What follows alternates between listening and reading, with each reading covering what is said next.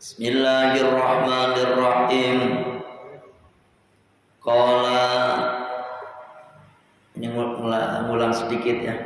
Qala telah bersabda Rasulullah sallallahu alaihi wasallam, la'anallahu sab'atan min khalqihi. Allah melaknat 7 golongan dari makhluknya. Min fawqi sab'i samawatin, dari atas 7 langit. Wa raddada la'nata ala wahidin minhum, dan mengulang-ulang itu laknat atas salah satunya, minhum dari mereka, salatan dengan 3 kali. Wala ana kulla wahidin, dan Allah melaknat pada tiap-tiap yang satu tadi, minhum dari mereka, laknatan dengan laknat takfihi yang memberatkannya. Nih, jadi ada 7 golongan yang dilaknat oleh Allah, dilaknat dengan 3 kali laknat, diulang-ulang ini. Yang pertama, qala, beliau bersabda, mal'unun man amila amala qauli Lut. Allah melaknat pada siapa? Pada orang yang melakukan satu perbuatan sebagaimana yang dilakukan oleh kaumnya Nabi Lut. Yang kemarin sudah saya jelaskan itu. Mal'unun man amila amal qaumi Lut, mal'unun man amila amal qaumi Lut, sampai diulang 3 kali. Allah melaknat betul kepada orang yang melakukan satu perbuatan sebagaimana perbuatan yang dilakukan oleh kaumnya Nabi Lut. Apa itu? Laki senang sama laki, perempuan senang sama perempuan. Ini nih, hati-hati ya, yang udah saya jelaskan kemarin. Selanjutnya, mal'unun man dabaha li ghairillah. Allah melaknat kepada orang yang menyembelih selain untuk Allah. Misalnya nyembelih kambing, nyembelih sapi, nyembelih kerbau yang diperuntukkan untuk Mbah Danyang siapa kira-kira gitu. Kan ada Pak, biasanya mau bikin jembatan karena Mbah Danyang minta bawon, istilahnya minta korban. Apa? Biasanya kalau zaman dulu itu korbannya manusia Pak, kepala manusia. Kadang-kadang kayak di zaman Sayyidina Umar bin Khattab, Sungai Nil ya, bukan Sungai Nil, pokoknya ada sungai lah ya. Itu sungai, bukan Sungai Nil apa Sungai Nil, saya lupa. Itu tiap tahun selalu banjir besar, banjir bandang. Sebelum dilemparkan seorang gadis yang masih perawan, dilemparkan ke situ baru surut itu ya. Hampir tiap tahun itu memang ulahnya si setan ya, ulahnya setan, bahkan ulahnya iblis ya. Itu jadi tiap tahun minta korban anak perempuan. Itu ada kisahnya, masih gadis, masih perawan. Kalau udah banjir gede, itu perawan dilemparkan ke situ. Kemudian itu air berangsur-angsur surut gitu. Memang ulahnya setan itu. Akhirnya itu dilaporkan kepada Khalifah Sayyidina Umar bin Khattab radhiyallahu anhu. Ya. Maka apa kata Sayyidina Umar bin Khattab? Jangan lakukan itu Ya, jangan lakukan lagi itu perbuatan syirik. Kalau ada banjir lagi, tuliskan di atas kertas, tulis nama Umar bin Khattab, gitu. Akhirnya pas lagi banjir, Pak, gede banget. Ulama yang ada di situ nulis kalimat di kertas, Umar bin Khattab, dilemparkan ke situ, Pak. Pada jejeritan setan, pada kayak gitu langsung surut. Umar bin Khattab dilawan, ya kan? Bahkan ada dikisahkan juga pohon itu tiap malam ada suara-suara yang enggak jelas, kutil anak entah apa gitu. Itu pun sama. Ini kalau ini tuliskan aja, kalau pohon tulis Umar bin Khattab, kemudian paku di pohon yang biasa bersuara itu, ketok duk, langsung kagak ada suaranya, Pak. Nah seperti itu. Karena Umar bin Khattab itu salah satu khalifah sahabat Rasul yang punya gelar Al-Faruq, sang pembeda. Setan pun takut, Pak. Bahkan dalam salah satu hadis, kalau setan itu lewat lagi jalan, di depannya ada Umar bin Khattab, langsung nyingkir itu setan, Pak. Nggak nyari jalan lain, jangan sampai papasan sama Umar bin Khattab. Ngeri. Ini Umar bin Khattab, manusia takut, setan apalagi takut. Yang dikisahkan Umar ini di luar tema itu, Pak. Waktu mau hijrah aja, semua bahkan Kanjeng Nabi aja hijrahnya diem-diem, Kanjeng Nabi, ya tak? Emang perintahnya seperti itu. Sayyidina Utsman hijrahnya diam-diam. Sahabat-sahabat yang lain hijrahnya pun cara diam-diam, agak bawa apa-apa. Karena kalau kelihatan bawa apa-apa maka dicegat sama golongannya Abu Jahal, Abu Lahab, Abu Sufyan itu. Maka yang lain pokoknya diam-diam berangkat masing-masing ke Madinah. Dan saatnya Umar bin Khattab disuruh hijrah sama Kanjeng Nabi, maka Umar bin Khattab bukannya diam-diam. Sebelum Umar bin Khattab hijrah tambah ke Ka'bah, beliau tawaf putar-putar. Ketika tawaf banyak sekali kafir Quraisy pada ngumpul, ya kan? Apa kata Umar bin Khattab? Siapa yang istrinya pengen jadi janda, siapa yang anak-anaknya pengen jadi yatim, nih cegat Umar bin Khattab. Umar hari ini juga nih, siang ini mau hijrah ke Madinah. Semua orang pada gemeteran, kagak ada yang berani. Umar bin Khattab dilawan, ya nah? Itu kembali ke pembahasan mal'unun man dzabaha li ghairillah. Dilaknat bagi orang yang menyembelih hewan bukan karena Allah. Di antaranya tadi, Pak, ada orang menyembelih kerbau, kepala kerbau. Kata si dukun, ini harusnya kepala manusia, katanya begitu, harusnya kepala manusia.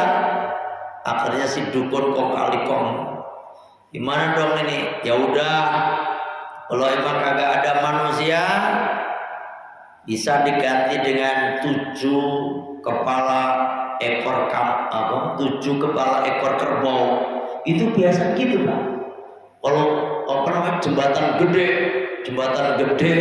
jembatan yang minta korban biasanya, ya kan? Tapi sekarang udah mulai kagak. Saya punya guru di Cikarang, dulu begitu, Pak. Waktu mau buka area perumahan, itu ada satu tempat yang angker. Setiap tanah itu dikeduk nih, bekonya, belko, apa yang buat alat ngeduknya apa? Beko, patah, beberapa beko yang rusak. Akhirnya Pak Yai dipanggil, Pak Yai Qurtubi Anwar, kita kirim Fatihah dulu buat beliau. Qurtubi Anwar. Ya Allah, Allahumma Al-Fatihah. A'udzu billahi minasyaitonir rajim. Bismillahirrahmanirrahim. Alhamdulillahirabbil alamin arrahmanir rahim maliki yaumiddin. Iyyaka na'budu wa iyyaka nasta'in. Ihdinas siratal mustaqim. Siratal ladzina an'amta 'alaihim ghairil maghdubi alaihim waladdallin. Amin. Jadi ketika Pak Yai dipanggil baru didoain, udah gak ada yang berani ya, setan ya kan. Kiai saya Kiai Ahmad Qurtubi masuk pondok pesantren At-Taqwa Cikarang, tapi beliau udah wafat ya. Nah seperti itu Pak, nyembelih kambing, nyembelih sapi, kerbau diperuntukkan untuk pohon beringin. Ini semuanya dilaknat oleh Allah, ya kan? Diperuntukkan untuk biar ini, biar itu, biar apa nenganan nih mati. Pakai yang itu aja, baterainya habis kali ini. Pakai itu. Udah habis. Ya, pokoknya nyembelih hewan tetapi diperuntukkan untuk selain Allah. Itu haram. Otomatis dagingnya juga haram dimakan, ya. Itu Pak. Kayak misalnya ada orang nyembelih sapi, kemudian tapi tujuannya nanti kepalanya akan dikubur di satu PT, itu ya. Terus apakah daging badan sapi itu halal? Haram. Kenapa? Karena memang dia nyembelih itu bukan untuk Allah, maka dagingnya semua jadi haram, jadi bangkai. Itu Pak, ya. Bukan nggak menyebut nama Allah loh. Kalau nyembelih menyebut nama Allah itu sunnah dalam mazhab Syafi'i. Ya, Bismillahirrahmanirrahim itu sunnah. Yang penting yang nyembelih orang Islam maka sembelihannya halal. Gak baca Bismillah gak apa-apa, sunnah. Bagusnya baca Bismillah biar dapat sunnah itu. Kecuali sembelihannya orang Majusi. Orang Majusi itu yang nyembah api, ya dah, nyembah api. Sembelihannya orang nyembah berhala, sembelihannya orang musyrik, itu haram, ya kan? Paham ya? Kalau orang Islam yang nyembelih nggak baca Bismillah misalnya, halal sembelihannya itu. Terus malaunun man ata syai'an minal bahaim. Dilaknat orang, seseorang itu dilaknat. Siapa yang mensetubui binatang? Naudzubillah min dzalik. Ini wong edan, ya kan, wis ora normal. Ada kambing diperkosa, angel. Kambing tetangga lagi ya, ujung-ujungnya hamil lagi ujung-ujungnya. Nanti punya anak lahir setengah kambing, setengah manusia. Ada yang kayak gitu, Pak. Ya Allah, di mana tuh di Sulawesi? Siapa di Mampang pernah dengar kabar itu? Itu lahir gitu nyerupain kambing itu, tapi nyerupai wajahnya manusia. Waduh, ngeri kali. Dosa, Pak. Dosa itu dilaknat sama Allah. Ada sapi dikawinin. Angel tenan. Ya tahu? Jangan. Ya. Ini dosa itu, perbuatan dosa dilaknat oleh Allah. Ya. Apakah ada? Ya ada aja udah dalam kitab ada kok, Pak. Kalau dalam kitab ada berarti memang pernah kejadian ada orang mensetubui binatang. Ya kan, tak kambing, tak sapi, tak kerbau, tak kuda, ya toh, atau disetubui sama binatang. Ada perempuan sama lakinya kagak puas sama kuda, mati ya ujung-ujungnya dia mati. Pernah dengar loh bahasa itu? Ada sama kuda Pak, mati ujung-ujungnya orangnya itu pengedan, ya kan? Tuh, atau sama anjing misalnya. Dosa itu Pak, perbuatan dosa. Bukan yang kalau laki-laki berarti yang merkosa berarti. Kalau perempuan berarti diperkosa sama hewan. Dia mau tuh Pak, pengen. Nah, itu haram, ya. Terus mal'unun man aqwa walidayhi. Dilaknat siapa? Orang yang durhaka kepada kedua orang tua. Ini sering saya sampaikan. Ridallahu fi ridal walidaini. Ridhone Gusti Allah digantungkan pada kedua orang tua kita. Murkanya Allah, suhqullah fi suhtil walidaini. Murkanya Allah digantungkan kepada murkanya kedua orang tua kita. Makanya saya tiap 2 bulan pulang. Pulang Pak. Ya ngapa-ngapain. Kadang-kadang kalau ada orang nanya pulang tuh, saya mau pulang, ada acara apa Pak? Ada acara apa? Kadang-kadang begitu. Emang bapak lagi kurang sehat, ibu kurang kayak gitu. Padahal saya 2 bulan pulang itu ya karena masih ada orang tua di kampung. Bapak, emak masih ada, alhamdulillah. Bahkan sekarang emak ikut saya kemarin balik ke sini. Gitu Pak. Karena apa? Pengen nyenengin orang tua.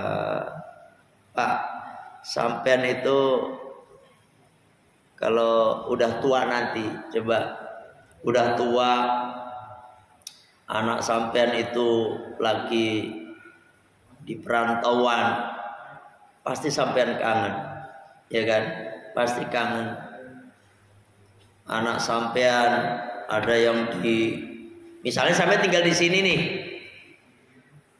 anak sampean ada yang di Sulawesi, ada yang di mana? Sumatera, ada di Surabaya. Ya Allah, terus sampean hidup berdua sama istri misalnya, yang udah sama-sama tua.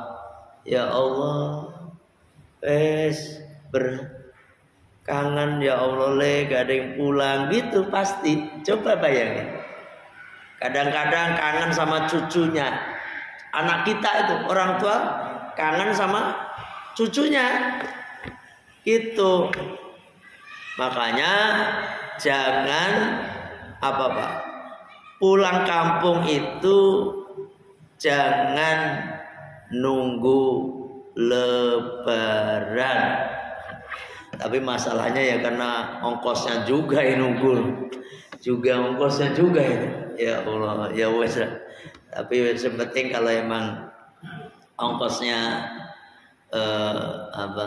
lagi cepet ya paling enggak selalu kabar-kabar, ya kan, lewat video call, mae, pae, ya. Mak saya itu kalau saya telepon sewenang, ya dah. Senang walaupun lihat aku senang lele gitu. Aku senang lele buat telepon ora telepon tak kira ngopo padahal seminggu 2 minggu belum karena sering saya telepon gitu Pak. Jangan belas mulai kagak telepon kagak duit kagak wes angel ya dah. On teleponnya biayanya cuma gratis ya bukan gratis sih tapi kan wong wis paketan murah-murah sekarang telepon video call hanya nanya kabar pripun mak kabare mak pripun kabare pak orang tua senang orang tua bahagia itulah sebagai wasilah turunnya rahmat bagi kita gitu Pak ya tenang baik jangan takut sampean kekurangan jangan takut sampean akan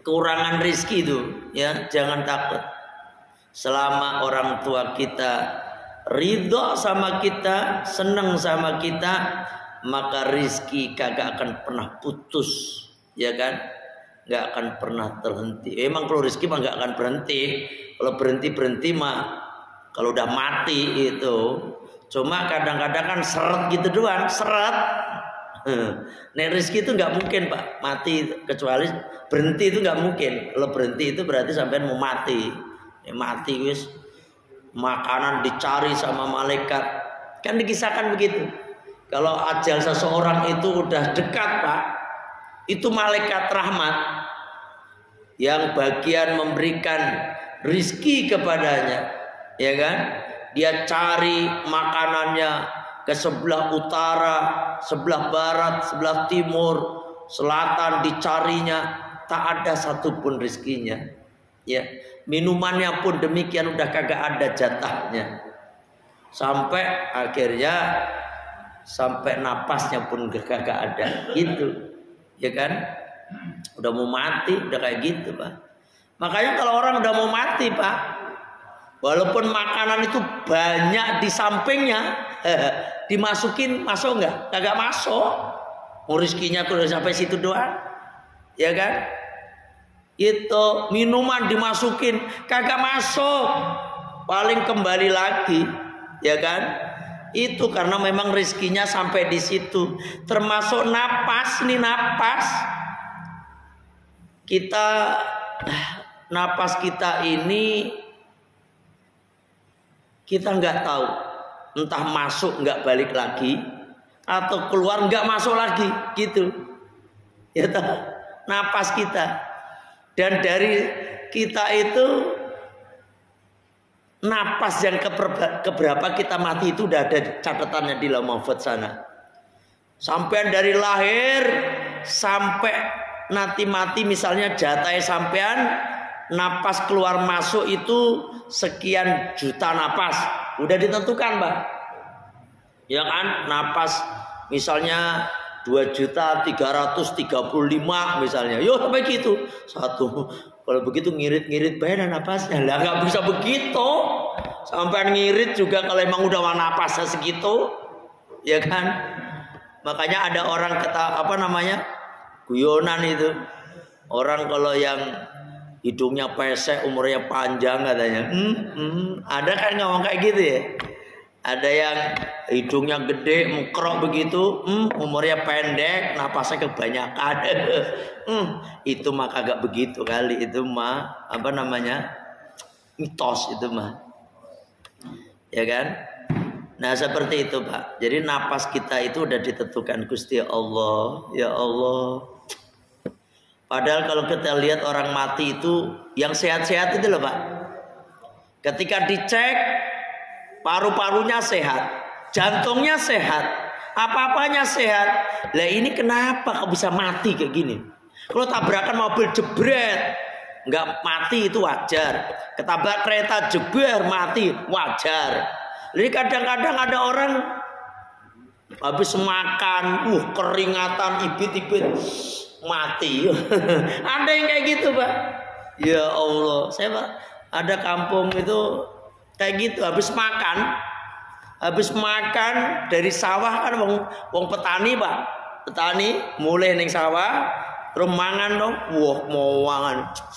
Wis bar mangan itu udah makan, udah rokok. Sambil mati Pak. Ini coba piye? Ini karena apa? Karena memang jatah napasnya sampai segitu doang. Gitu. Jadi gak terus harus punya penyebab. Sampean itu kalau ada orang mati, ya boleh-boleh aja nanya penyebabnya apa gitu. Sebenarnya penyebabnya satu, takdir mati ngono wae. Ya kan? Takdir mati. Kadang-kadang ini si Fulan mati, sakit apa sih? Sakit apa? Ya kan kadang-kadang sakit apa dia? Ya Allah, emang mati harus sakit? Enggak juga, ya kan? Karena memang jatah napasnya habis gitu mati. Balik ke pembahasan, dan termasuk yang membuat umur panjang kita sehat walafiat itu kita bakti sama orang tua, ya. Bakti sama orang tua itu membuat orang sehat.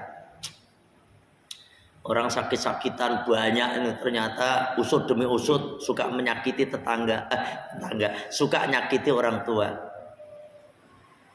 Ini ceritanya. Ini ada cerita. Kemarin saya pulang, saya ngamalin ilmunya Ustadz Danu. Ustadz Danu itu kalau penyakit ini penyebabnya ini gitu kan, penyakit ini penyebabnya ini. Nah ini ada taruhlah semaya Pulana namanya, cerita ya kan, dia itu sakit ini Pak, bangkean, ngerti bangkean, pinggang belah kanan. Kalau jalan deyek begitu dia, deyek kalau jalan udah sakit apa namanya, pinggang ya. Kalau jalan ada gitu, padahal masih muda, masih tuaan saya gitu. Dia meraktekin waktu itu ngelihat Ustadz Danu katanya ya kan, bahwasanya di antara penyebab penyakit sakit pinggang sebelah kanan begini ini karena ada perasaan dongkol sama salah satu kedua orang tua gitu. Salah satu orang tua, entah bapak entah ibu gitu. Langsung dia kaget, oh iya itu Pak. Dia ingat sama ibunya baik, ibunya sama dia juga baik, sama bapaknya dia dongkol.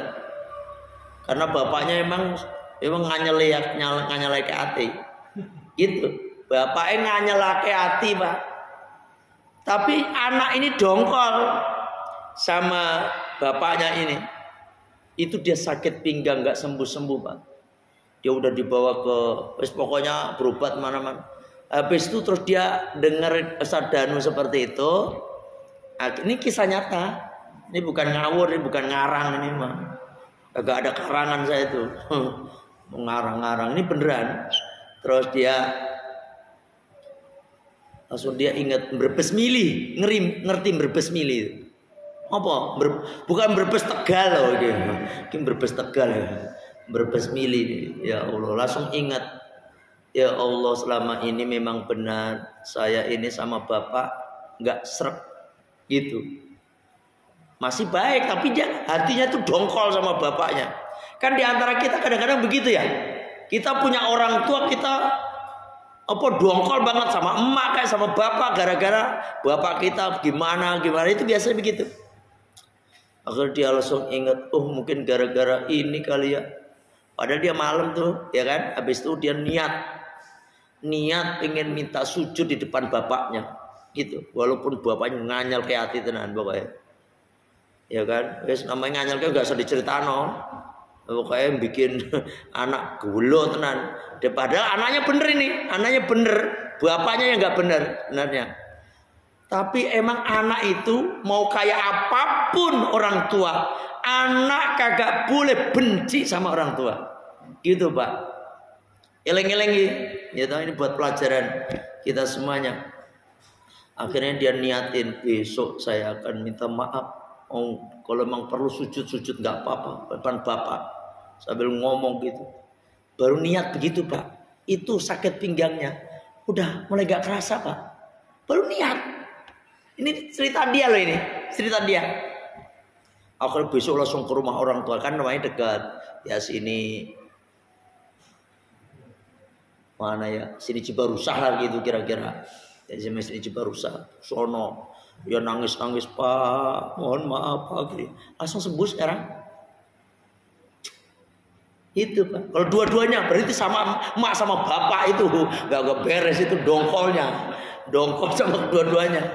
Lah, cobain Pak. Ini ya Allah, saya diceritain langsung Makanya penyakit itu bisa juga disebabkan karena durhaka sama orang tua. Gitu. Kan udah begitu, udah saya berkali-kali ngomong. Gimana? Kullu dzunubi yu'akhirullahu gimana? Masya ila yaumil qiyamah ila uququl walidain fa innahu yu'ajjiluhu li sahibihi fil hayati qabla al mamati. Itu kullu dzunubi yu'akhirullahu masya ila yaumil qiyamah. Setiap dosa-dosa itu akan diakhirkan apa ning ngarane siksaannya sampai hari kiamat di neraka nanti. Illa uququl walidain, kecuali dosa durhaka kepada orang tua. Karena dosa durhaka kepada orang tua balasannya cespleng di dunia. Ingat-ingat tuh, cespleng. Kalau enggak penyakitan, bangkrut. Usaha bangkrut. Apa usahane orang genah, enggak bangkrut pisan. Ya kan? Gitu, hati-hati. Hati-hati, orang tua itu malatin. Walaupun orang tua kita nganyel ke hati, itu tetap wajib kita hormati. Gitu, sekalipun kafir sekalipun kita kagak boleh benci sama orang tua. Gitu Pak, hati-hati itu. Nih, dilaknat sama Gusti Allah itu. Mal'unun man aqbal walidayhi. Ya kan? Maka saya nyenengin orang tua aja saya. Saya itu habis pulang nih, misalnya saya ditelepon sama bapak atau mak nih. Mak udah di sini, mak di sini. Bapak pengen, Gus mulai di sini, saya pulang. Gak usah nanya, dia kan saking kampung Pak, murah usah, mulai baik. Lah jamaah gimana? Jamaah mah ditinggal baik nomor sekian mah jamaah. Nomor satu itu orang tua. Dia bener Pak, tanyain. Saya dari dulu begitu. Ya, cuma kadang-kadang orang tua mah gak begitu. Kasihan sama kita, ya kan? Udah tahu kalau pulang itu ongkosnya gede. Kadang-kadang narasi itu rasa mulai lagi gitu kan. Orang tua. Kadang-kadang orang tua itu menyembunyikan kesedihannya di depan anaknya. Orang tua itu pengen apa gitu ya. Aslinya pengen gitu. Cuma anaknya itu dia mau minta ke anak gak enak. Dia mau ini cuma gitu Pak. Makanya sampean tuh harus ngertiin. Ya kan. Kalau di jalan orang tua itu misalnya ada durian liatin aja. Berarti pengen durian itu Pak. Sampean ngerti pengen durian menang baik. Pura-pura nggak tahu lah gitu. Angel. Ya toh? Dibeliin. Apalagi ngomong gitu. Ih durian larang ya lah gitu. Ih berarti pengen banget itu. Udah mau mahal mau apa? Jangan larang mak. Yu ora musim durian larang iki mak. Ora usah engko nek wis musim wae. Lah engko nek wis musim keburu mati wong tuane. Ya kan paham? Ya kalau umurnya ternyata nyidam durian, keburu nyidam durian, belum kebeli terus keburu meninggal apa enggak sampean getun dunia akhirat sampean? Hah? Kayak gitu. Ini contoh aja, Pak. Makanya ayo kita sama-sama. Kalau saya ngomong begini itu juga untuk saya pribadi. Selalu bagaimana caranya bisa membahagiakan orang tua. Gitu. Ya, jangan bikin glone hati wong tua. Saya kira sampai di sini ngaji kita. Tetap ngaji semangat, istiqomah ya.